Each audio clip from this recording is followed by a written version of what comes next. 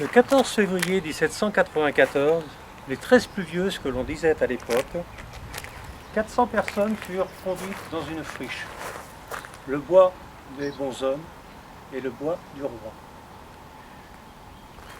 Au champ dit des martyrs, pour être impitoyablement massacrés devant les 12 fosses devant ce champ.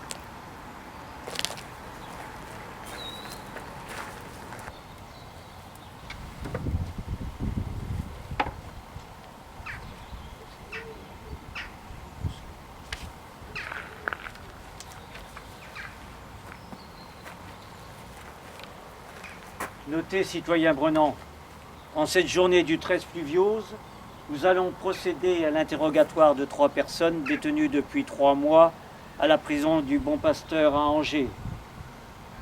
Que le citoyen Roussel, de la commission militaire, est allé chercher pour poser une dernière fois la question de leur engagement à la cause révolutionnaire ou non.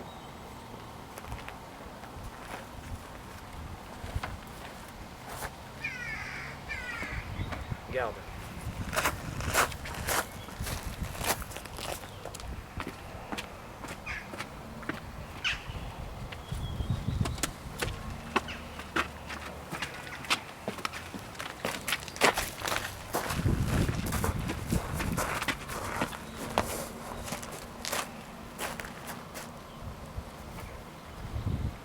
Marie l'aînée, femme de Nicolas Lepage Varancé, vivants sont venus.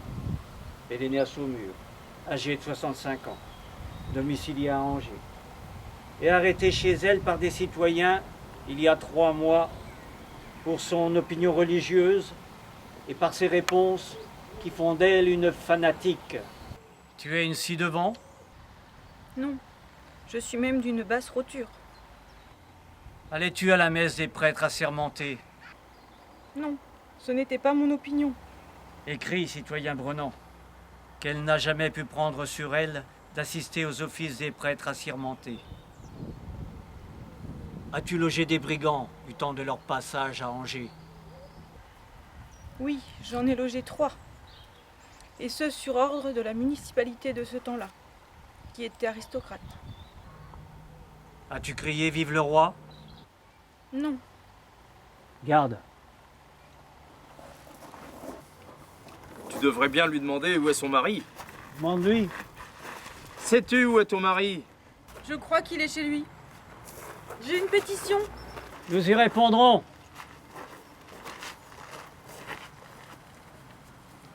Notons comme sentence, pour cette servance de Dieu, qu'elle ne peut se fier aux prêtres assermentés. De plus, elle reconnaît avoir reçu chez elle 3 soldats rebelles sur billet de logement établi par la municipalité vendéenne et note la mention fanatique. Donc, inscrit pour la fusillade. Oui. Et en marge, tu écris F.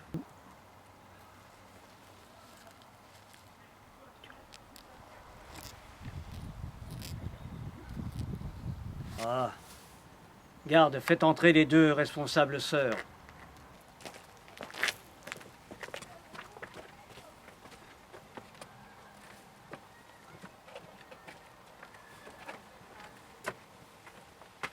Oh, oh, oh.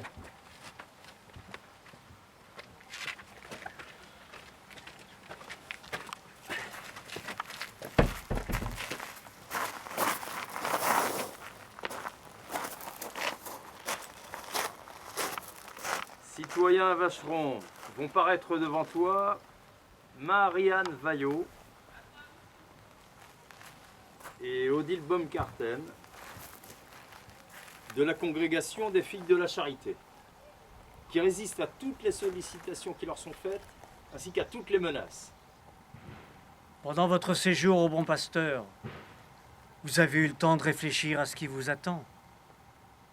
3 mois de méditation, de prière, malheureusement sans vouloir vous rapprocher des prêtres assermentés.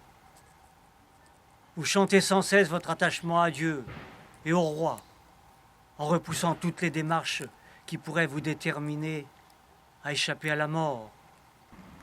Nous préférons la mort plutôt que de souiller nos âmes par le péché. Les conseils citoyens n'ont pas trouvé raison chez vous pour éviter cette triste fin? Mais nous sommes satisfaites de donner notre vie pour notre divin époux. Je ne laisserai la place à personne. Vous parlez pour vous? Ou pour les deux? Vous avez l'air troublé.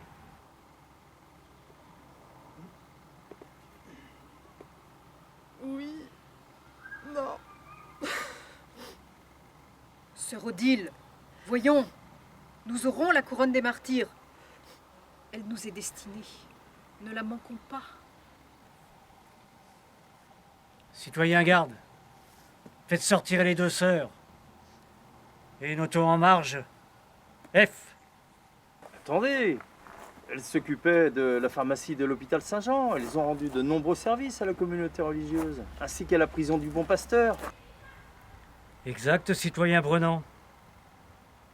Citoyenne, il est encore temps d'échapper à la mort dont vous êtes menacée. Vous avez rendu des services à l'humanité. Et pour un serment qu'on vous demande, vous voudriez donner votre vie. Continuez à rendre des services et ne prêtez pas le serment puisqu'il vous répugne. Je prends sur moi de dire que vous l'avez prêté. Et je vous donne ma parole qu'il ne vous sera rien fait, ainsi qu'à vos compagnes.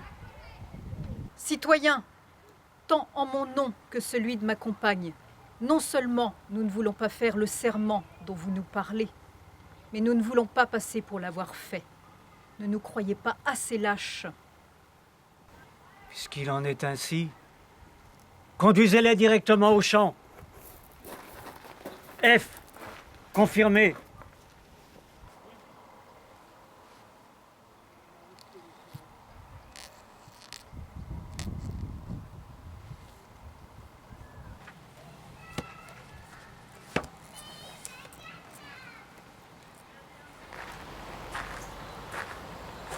Entre deux haies de soldats, elles furent conduites au bord des fosses préparées pour la 7e fusillade.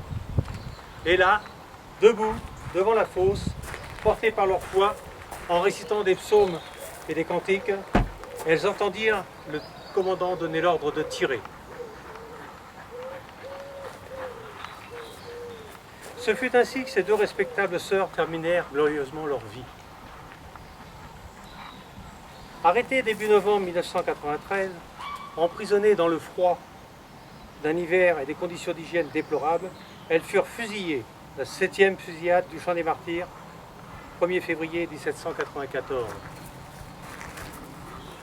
Elles furent béatifiées 190 ans plus tard, le 19 février 1984 à Rome, avec 97 autres victimes.